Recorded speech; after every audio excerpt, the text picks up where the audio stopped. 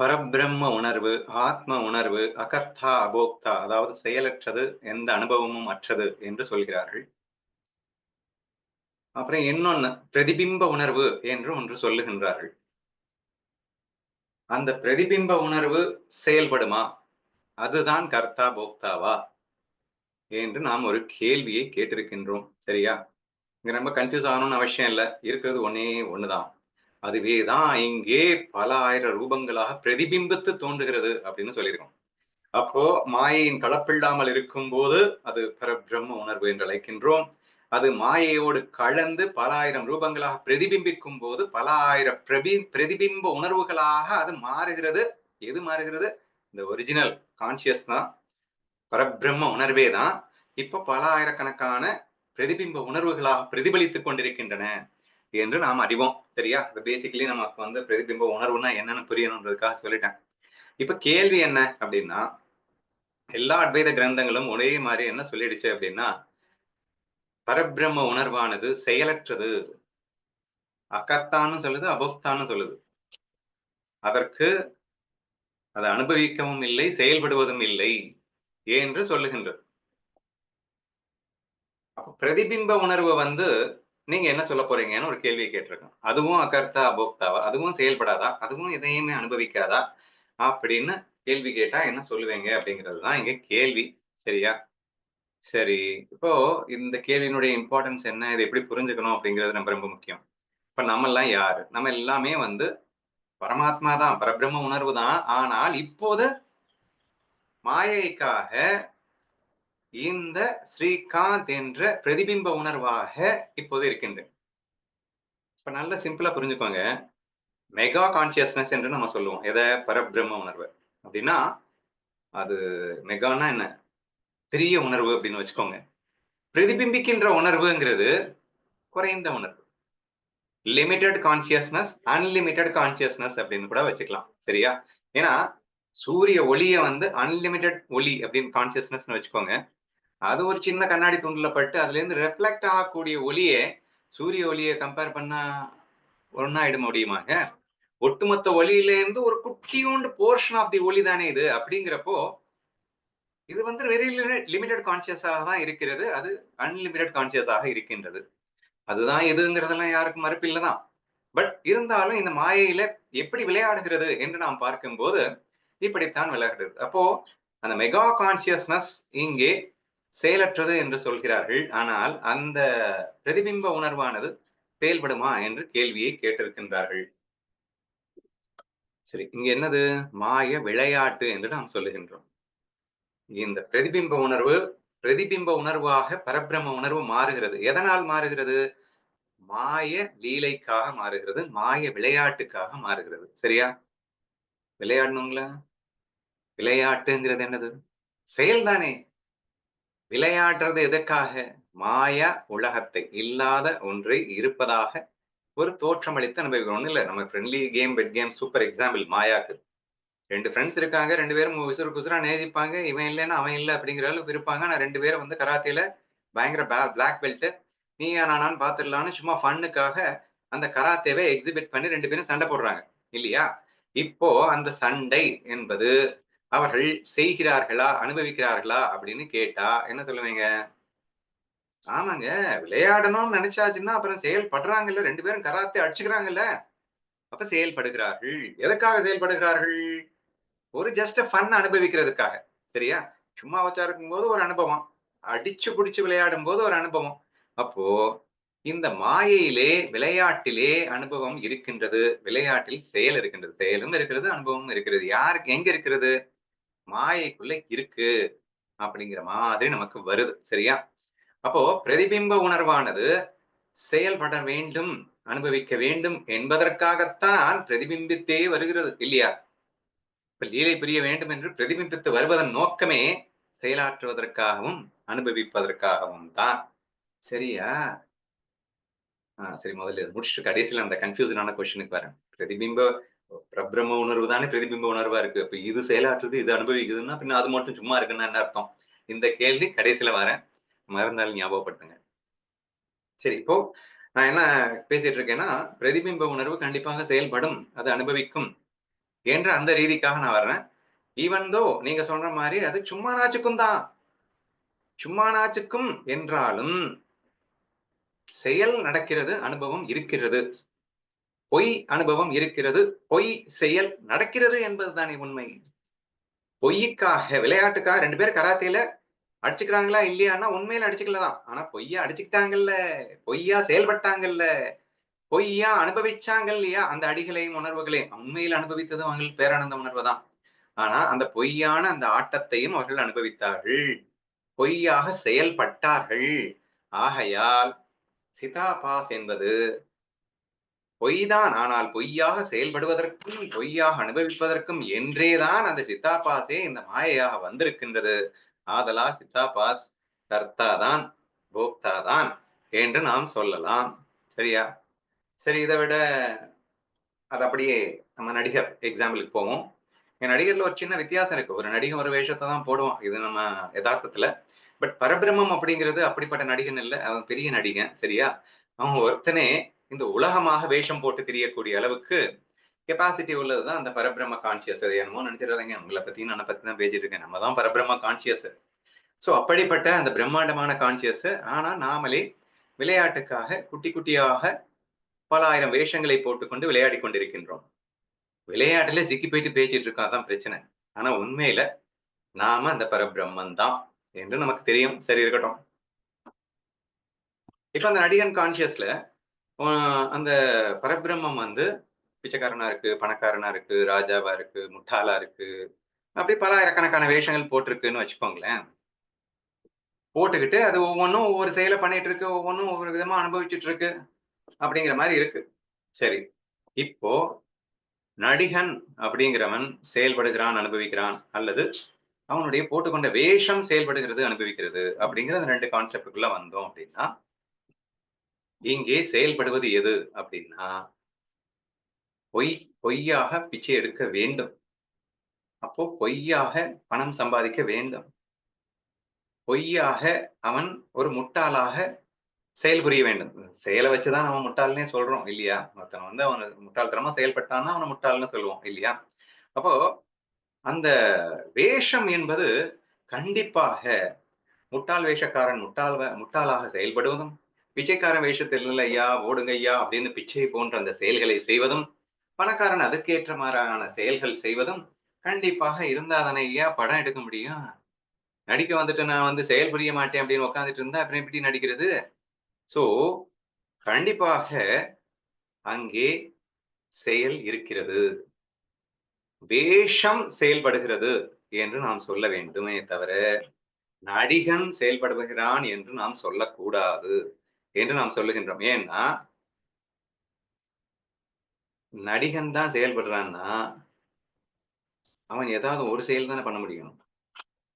ஆனா, இங்க பிச்சை எடுத்துட்டு இருக்கான். ஆனா அறிவாளியாவும் இருக்கான், லூசாவும் இருக்கான். அவன் வந்து பணக்காரனாவும் இருக்கான், ஏழையாவும் இருக்கான். அப்படி நான் என்ன, ஒண்ணு பிச்சை எடுத்துட்டு போயிட்டு இருக்கும்போது நான் பிச்சை எடுத்துட்டு போயிட்டு இருக்கலாம்.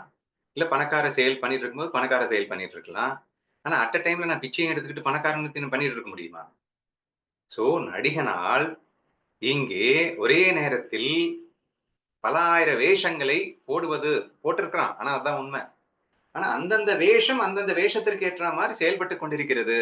ஆனால் அந்த செயல்களை எல்லாம் இது அதிஷ்டானமாக இது நடிக்க இந்த வேஷம் போட்டதுனால அந்தந்த செயல் நடக்கிறது. இது எங்கே செயல்புரிகிறது? இதுதான் செயல்புரியுது அப்படின்னா அட் அ டைம்ல எல்லா செயலும் இது புரியுதுங்கிற மாதிரி வருமே. அதனால நடிகன் என்பவன் செயலற்றவனே. அவனின் சாநித்தியத்தில் அவன் எடுத்துக்கொண்ட வேஷங்கள், ஏன்னா வேஷம் போடணும்னு இவன் நினைச்சாதானே அதுக்கு பவர் வரும் இல்லையா? அந்த வேஷத்துக்கு உயிர் கொடுத்தது யாருன்னா பரபிரம்மம். ஒவ்வொரு வேஷத்துக்கும் உயிர் கொடுத்தது யாருன்னா பரபிரம்மம். இது போய் ரெஃப்ளெக்ட் ஆனதுனாலதான் அது ஒவ்வொன்றுமே செயல்பட ஆரம்பிக்குது இல்லையா? அதனால இது வந்து பேஸா இருக்கு. இது இல்லைன்னா அது செயல்படாது. ஆனா செயலுக்கு இது காரணமாக இருக்க முடியாது. செயல்படுவது எதுன்னா ரெஃப்ளெக்டட் கான்சியஸ். ஆனா ஒரிஜினல் கான்சியஸ் இல்லைன்னா அங்கே ஒன்றும் ஒரு மண்ணாங்கட்டியும் நடக்காது. That is different. ஆனா இது செயல்படாது. இது ஒளியை கொடுத்தது அவ்வளவுதான். ஆனா ஒளியை கொடுத்தவொடனே அது ரெஃப்ளெக்ட் ஆகி அந்த ஒளிதான் இங்கே செயல்படுகிறது, அனுபவிக்கிறது, எல்லாமே செய்கிறது. அந்த லிமிடெட் கான்சியஸ்னஸ் செயல்புரிகிறது, அனுபவிக்கிறது. ஆனால் லிமிடெட் கான்சியஸ் செயல்புரிவதற்கு அனுபவிப்பதற்கு ஆதாரமாக ஒரிஜினல் கான்சியஸ் இருந்து கொண்டிருக்கிறது என்ற அடிப்படையில் கண்டிப்பாக இந்த ஒரிஜினல் கான்சியஸ் அதாவது பரபிரம்ம உணர்வு செயல்படாது, அனுபவிக்காது. அது சாட்சி மாத்திரமாகத்தான் இருக்கும். ஆனால் இந்த சிதாபாஸ் என்ற லிமிடெட் கான்சியஸ் தான் செயல்படுகிறது, அனுபவிக்கிறது. இது வரைக்கும் வேதாந்தத்துல சொல்லக்கூடிய இந்த விஷயங்கள் சரியா இருந்தாலும் நமக்கு தான் கொஸ்டின் நிறைய கேட்க தோணுது இல்ல. இப்ப அந்த கொஸ்டினுக்கு வந்துடுறேன். முதல்ல கேட்ட கொஸ்டின், ஏன் ஐயா இருக்கிறது ஒண்ணுதானே ஐயா? ஆமாப்பா, இருக்கிறது ஒண்ணுதான். இந்த ஒரிஜினல் கான்சியஸ் தானே ரெஃப்ளெக்ட் ஆகி எல்லாமா இருக்கு. ஆமா, எல்லாமா இருக்கு. எல்லாம் செயல்படுவதற்கு இது பவரை கொடுத்தது, ஆனால் இது செயற்படவில்லை. என்ன சொல்லிட்டு இருக்க? இது பவர் கொடுத்ததுனாலதான் எல்லாம் செயல்படுதுன்னா, இந்த பவர்ல தான் அது இயங்குதுன்னா, அப்ப இதுவே இயங்குதுன்னு சொல்லிட்டு போக வேண்டியதானே? இது பவர் மட்டும் கொடுக்குமாக்கும், ஆனா இது செயல்படாதாக்கும். இந்த பவர்ல தானே அது செயல்படுது. இந்த பவர் இல்லைன்னா செயல்படாதுன்னு நீங்க ஒத்துப்பீங்களா? அப்போ செயல்படுவது நான் இல்லையா, ஆனா பவர் கொடுத்தது மட்டும் நானா? என்ன பேசுற நீ? எனக்கு புரியல என்று நாம் வாதிட வழி உண்டு. சரியா? ஏன்னா சிதாபாச இருப்பதே வேஷம் போட்டிருக்கிறதே நடிகன் தானே. அப்ப வேஷம் பிச்சை எடுக்குதுன்னா அப்ப நடிகன் பிச்சை எடுக்கிறான்னு சொல்லிட்டு போக வேண்டியதானே. வேஷம் மட்டும் பிச்சை எடுக்குமாக்கும். அப்ப நடிகன் என்ன பண்ணிட்டு இருப்பான்? அவன் சாட்சியா பார்த்துட்டு இருப்பான். சாட்சியா பார்த்துட்டு இருப்பானா? ஏன்பா அவன் தான் வேஷம் போட்டுட்டு இருக்கான். அப்ப இவன் பிச்சை எடுத்துட்டு போகும்போது அவன் தானே பிச்சை எடுக்கணும். அப்போ எப்போ அனைத்து பிரதிபிம்ப உணர்வுகளும் அப்படின்னா எல்லா வேஷங்களும் இயங்குகின்றன என்றால், அந்த இயக்கத்திற்கு ஆதாரமாய் இவனே இருக்கின்றான் நீ எப்போ ஒத்துக்கிட்டியோ, அப்போ எல்லா செயல்களும் அவனே செய்கின்றான்னு சேர்ந்து ஒத்துக்க வேண்டியதானே. செயல்படிய மாட்டானா, ஆனா செயல்புரிவதற்கு உண்டான பேஸா, சக்தியா, ஆதாரமா மட்டும் இருப்பானா? என்னய்யா வளர்ற? என்ற இந்த மாதிரியான சந்தேகங்கள் நமக்கு எழ வாய்ப்பு இருக்கின்றது. அப்ப ஒண்ணுங்கிற ஃபீலிங் வேற. இந்த அனுபவ மெத்தட்ல இதுதான் அதுவா இருக்கு. அப்ப அது செயல்படுதுன்னா, அப்ப இதுவும் செயல்படுதுன்னு சேர்ந்து சொல்லிட்டு போக வேண்டியதுதானே. இல்ல செயல்படல. அப்ப இது செயல்படலைன்னா, அதுவும் செயல்படலைன்னு சொல்லிட்டு போப்பா. அட இதுவும் அதுவும் ஒண்ணுதானப்பா. வேற வேற இல்லைல்ல. நடிகன் தானே வேஷம் போட்டிருக்கான். நடிகன் செயல்புரிய மாட்டான் அப்படின்னு வேஷமும் செயல்புரியாதுன்னு சொல்லிட்டு போ. அப்புறம் என்னத்தையோ செயல்படுதுப்பா. இவன் செயல்புரியலன்னு சொல்லிட்டு போ. என்றெல்லாம் நமக்கு சிந்திக்க தோன்றுகிறது. சரியா? இதுல ஆதாரமா சொல்லணும் அப்படின்னா 18வது அத்தியாயத்துல செயலுக்கு காரணம் அப்படின்னு சொல்லும்போது, உடல சொன்னாரு, மனச சொன்னாரு, ஜீவன்ங்கிற சித்தாபாசையும் சேர்த்து சொன்னாரு. தெய்வத்த சொன்னாரு. சரியா? புத்திய சொன்னாரு. சோ இப்படி கரணங்கள் அப்படின்னு சொன்னாரு. இப்படி செயல் புரிபவன் யார் அப்படிங்கிறதுக்கு விளக்கத்த குடுக்கும்போது, ஒரிஜினல் கான்ஷியஸ கொண்டு வரல. பரபிரம்ம உணர்வ கொண்டு வரல. ஆனா சித்தாபாச கொண்டு வந்தார். சித்தாபாச கொண்டு வருங்கிறது ஜீவன் அப்படிங்கிற ஒரு வார்த்தை அந்த இடத்துல யூஸ் பண்ணியிருப்பாரு. இந்த ஜீவனுக்கு இங்க அர்த்தம் சிதாபாஸ் என்று நீங்கள் எடுத்துக்கொள்ள வேண்டும். சரியா? அதுல இந்த உடம்பு, மனசு, புத்தி, ஜீவன் இதெல்லாம் சேர்ந்து புரிந்து கொண்டிருக்கிறதே தவிர, ஏன்னா ஜீவ ரூப பிரகிருதி சித்தாபாசும் பிரகிருதியில் அடக்கம். சித்தாபாசும் மாயைக்குள்ள அடக்கம். ஆனா பரபிரம்ம மாயைக்குள்ள அடங்காது. நல்லா புரிஞ்சுக்கணும். சரியா? சோ இந்த 5 தான் செயல்படுது. பிரகிருதி செயல்படுகிறது. ஆனால் ஆத்மா செயல்புரியாது. இதுதான் வேதத்தினுடைய மேஜர் சாரமே. சோ அந்த அடிப்படையில பார்க்கும்போதும், இங்கே சிதாபாஸ் செயல்புரிவான் என்று வருகிறதே தவிர, ஆத்மா செயல்புரியாது என்றுதானே வருகிறது என்றெல்லாம் நீங்கள் வாதிடலாம். ஆனா கடைசியா கேட்ட கொஸ்டின் தான் பயங்கரமான டஃப்பான கொஸ்டினா இருக்கு. என்னதான் இருக்கட்டும், இது இல்லைன்னா அது இல்லைன்னு சொல்லிட்டு, இதுதான் அதுவா இருக்குன்னு சொல்லிட்ட. அப்புறம் அது செய்யுது, இது செய்யலங்கிற. என்னய்யா பேசுற? என்ற இந்த கேள்விக்கு நான் விடை கொடுக்க முயற்சி செய்கின்றேன். இப்ப கவனமா கேளுங்க. இப்போ இந்த முடி எக்ஸாம்பிள் அடிக்கடி சொல்லுவேன் இல்ல. கிட்டத்தட்ட அதே நம்ம சொல்லலாம் அப்படின்னு நினைக்கிறேன். இல்லைன்னா சூரியனை வச்சே சொல்றேன். சூரியன் அது பாட்டுக்கு இருக்கு. ஒளிர்ந்து கொண்டிருக்கிறது. சுயம் பிரகாசமாய், சச்சிதானந்தமாய் அது அதுவாய் இருந்து கொண்டிருக்கிறது. அதுதான் பரபிரம்மம். சரியா? சோ இது எதனாலும் பாதிக்கப்படாமல், எதையும் பாதிக்காமல், அது அதுவாய் சுயமாய் ஒளிந்து கொண்டு மட்டும் இருக்கின்றது. இது சச்சிதானந்த சொரூபம் பரபிரம்மம். இப்போ பல இடங்கள்ல கண்ணாடி துண்டுகள் வச்சிருக்கோம். மாய லீலை அப்படிங்கிறதுக்காக. சோ இந்த பல கண்ணாடி துண்டுகள்ல இந்த ஒளி படுது. இந்த ஒளி பட்டு ரெஃப்ளெக்ட் ஆகின்ற போது, சூரியன் ஒட்டுமொத்தமாக நான் சொல்லிட்டேன். ஒரு சூரிய ஒளி கண்ணாடியில பட்டு ரெஃப்ளெக்ட் ஆகும்போது, அந்த சூரிய ஒளியின் ஒரு சிறு பகுதி தான் இந்த ரெஃப்ளெக்டட் கான்ஷியஸ்னஸ். சரியா? சூரிய ஒளியின் ஒரு சிறு பகுதி ரெஃப்ளெக்டட் கான்ஷியஸ்னஸ். இது சூரியன் ஆக முடியாது. இவன் தான் நம்ம பேசிட்டு இருக்கோம். சூரியன் தான் இது. ரெஃப்ளெக்டட் கான்ஷியஸ் அதாவது பிரதிபிம்பக்கின்ற ஒளியும், ஆ பிரதிபிம்பிக்கின்ற ஒளியும், அந்த ஒளி ஒரிஜினல் ஒளியும் வேற வேற கிடையாது. அந்த ஒளி தான் பட்டு பிரதிபிம்பிக்கு இந்த ஒளியா இருக்கு. 2 ஒண்ணு என்பது உண்மை. ஆனால் ஒன்று இல்லை என்பதும் உண்மை. என்னய்யா சொல்ற? ஆமாங்க. ரிஃப்ளெக்டட் ஒளி என்பது மிகவும் லிமிட்டடா தானே இருக்கு. ஆனா, அந்த லிமிட்டட் ஒளிங்கிறது தனியா வேற எங்கேயோ இருந்தெல்லாம் வரல.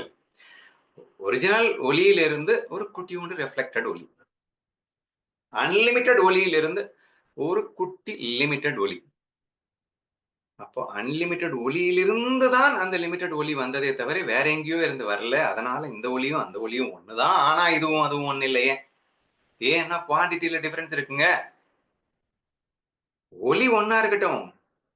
ஆனா சூரிய ஒளி, சூரிய பிரகாசமும், கண்ணாடி துண்டு குடுக்குற பிரகாசமும் ஒண்ணாங்க.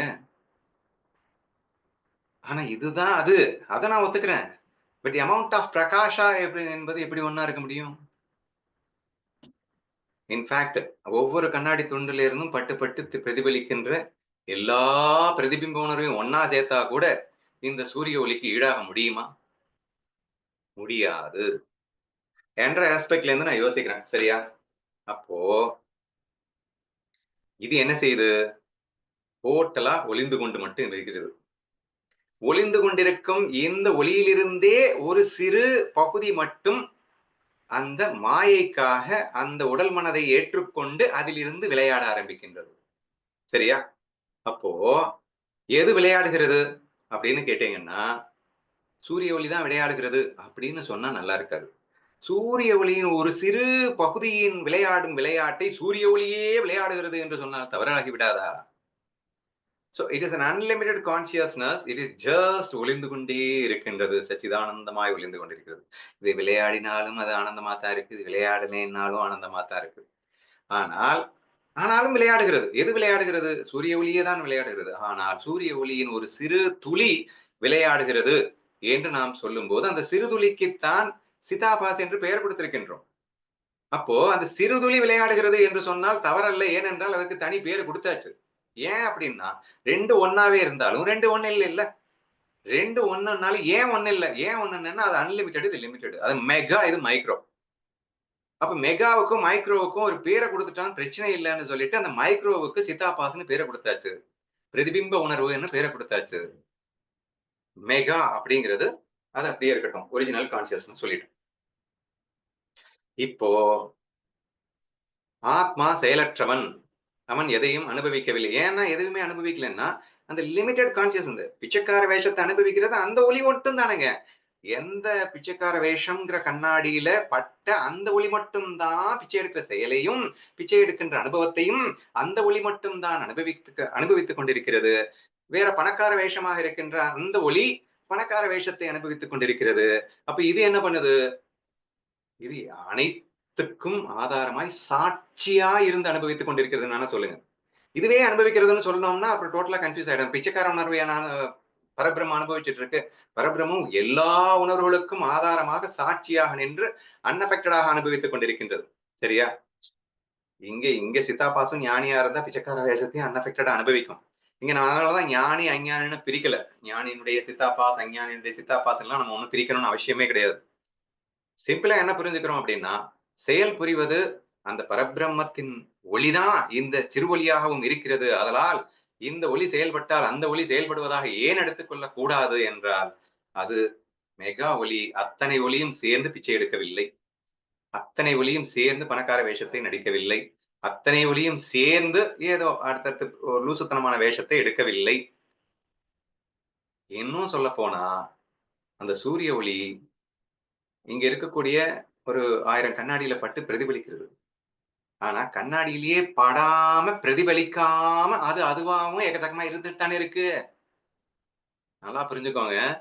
அவ்யக்த பரபிரம்மம், வியக்த பரபிரம்மம் என்று பிரிக்கும்போது ரொம்ப ஈஸியா இருக்கு பாருங்களேன் இப்பல்லாம். ஓ! பிரம்மம் அப்டின்னா அப்ப ஒரு பாதி வந்து விளையாடாம இருக்கும், ஒரு பாதி விளையாடிட்டு இருக்குமல்லாம் அப்டின்னா, நம்ம முன்னாடி யோசிக்க தோணும். அது எவ்வளவு ஈஸியா இங்க புரியுது. பிரம்மம் ஒளிந்து கொண்டிருக்கிறது.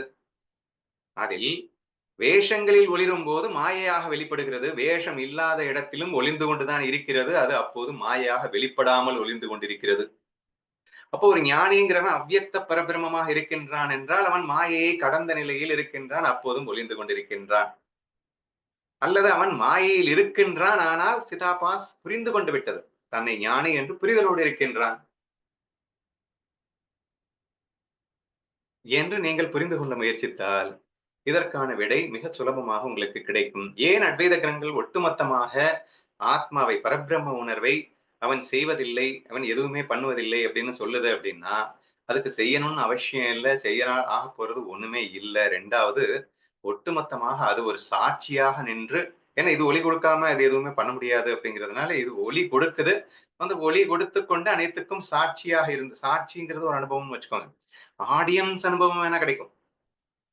ஒரு பிளேயர் வந்து ப்ளே பண்ணும்போது ஓடுற அனுபவம் ஆடியன்ஸ் கிடைக்காது இல்லங்க. ஓடுறவனுக்கு தான் ஓடுற அனுபவம். ஆனா, இந்த ஆடியன்ஸ் தான் ஓடிட்டு இருக்கான். ஆனா, ஆடியன்ஸ் அப்படிங்கிறது இட்ஸ் அ மெகா பவர். ஓடிட்டு இருக்கிறவன் இவனுடைய ஸ்மால் குட்டி பவர். சரியா? இவனுடைய ஸ்மால் குட்டி பவர் பிரிச்சு காட்டும்போது, எப்பா இவனுடைய ஸ்மால் பவர் தானே ஓடிட்டு இருக்கு.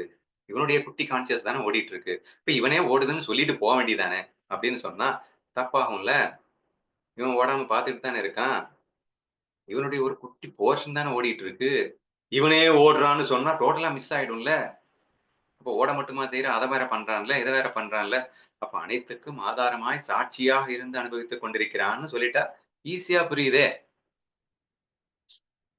அப்போ செயல்படுவது, அனுபவிப்பது இவைகளெல்லாம் மாயையில் பிரதிபலிக்கின்ற அந்த ஒரிஜினல் உணர்வுன்னு வேணா வச்சுக்கோங்க. ஆத்ம உணர்வு செயல்படாது. ஆனால் அதே ஆத்ம உணர்வு பிரதிபலிக்கும் போது செயல்படுகிறது. அதுக்காக பேர கொடுக்கணும். பிரதிபிம்ப உணர்வுக்கு செயல்படுகிறது, அனுபவிக்கிறது. ஆத்ம உணர்வு செயல்படுவதும் இல்லை, அனுபவிப்பதும் இல்லை. அது ஆடியன்ஸ் என்ற ஒரு அனுபவ ஃபீலிங் வச்சுக்கோங்க. ஆடியன்ஸா பார்த்தல் என்ற ஒரு செயல் வச்சுக்கிட்டீங்கன்னா, இந்த பார்த்தலை ஆடியன்ஸா இருந்து அனுபவிக்கிறது ஒரு அனுபவம்னு வச்சுக்கிட்டீங்கன்னா, அத வேணா அந்த பரபிரம்மம் செய்யுதுன்னு வச்சுக்கோங்க. அத கூட ஏன் செய்யல அப்படின்னு சொல்லுவாங்கன்னா, இது பிகினிங்ல வந்து அது சாட்சியா இருக்கு, சாட்சியா இருக்குன்னு சொல்லுவாங்க. இதே அத்வைத கிரந்தத்துல இன்னும் அட்வான்ஸ்டா போகும்போது, அது சாட்சியா கூட இல்லன்னு சொல்லுவாங்க. ஏன் அப்படின்னா, இது ஒளிந்து கொண்டு மட்டுமே இருக்கிறது. இது தான் ஒளிந்து கொண்டு அது ஒரு இடத்துல பட்டு அது வர்றத அது பார்த்துக்கிட்டு இருக்கு என்று அவசியம் கூட இல்லை. அதுதான் பியூர் அவ்யக்த பரபிரம்மம். அதுக்கு நெக்ஸ்ட் லெவல் சாட்சி. அதுக்கு நெக்ஸ்ட் லெவல் அதுவே பிளேயரா மாறி அந்த பிளேயரோட சிதாபாஸாக இருந்து செயல்பட்டு அனுபவித்து ஆனால் ஞானியாக வாழ்வது. செயல்பட்டு அனுபவிச்சிட்டாலே அஞ்ஞானிலாம் இல்ல. பிரதிபிம்ப உணர்வா நீ இருந்துட்டாலே நீ அஞ்ஞானிலாம் கிடையாது.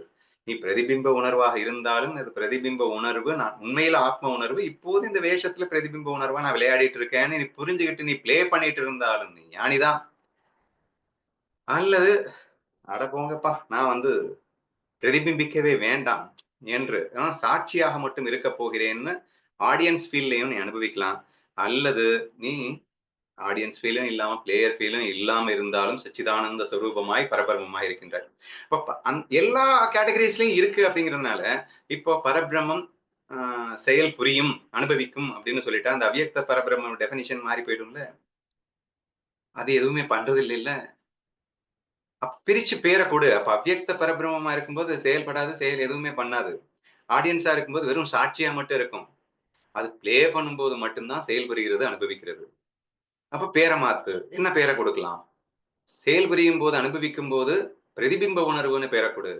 அத வேணா செயல் புரியுது, அனுபவிக்கிறதுன்னு சொல்லிட்டு போ. சாட்சியா இருக்கும்போது சாட்சின்னு பேரை கொடு. அது அனைத்து அனுபவங்களுக்கும் சாட்சியாக இருக்கின்றதே தவிர, அது அனுபவிக்கவில்லை அப்படின்னு சொல்லிட்டு போ. அது சாட்சியா கூட இல்லாம இருக்கும்போது எதையும் செய்யாமல், செய்விக்காமல் அது பாட்டுக்கு இருக்கு. சாட்சியா கூட இல்லை என்றதும் அந்த பரபிரம்மம் சொல்ல வேண்டியிருக்கிறது.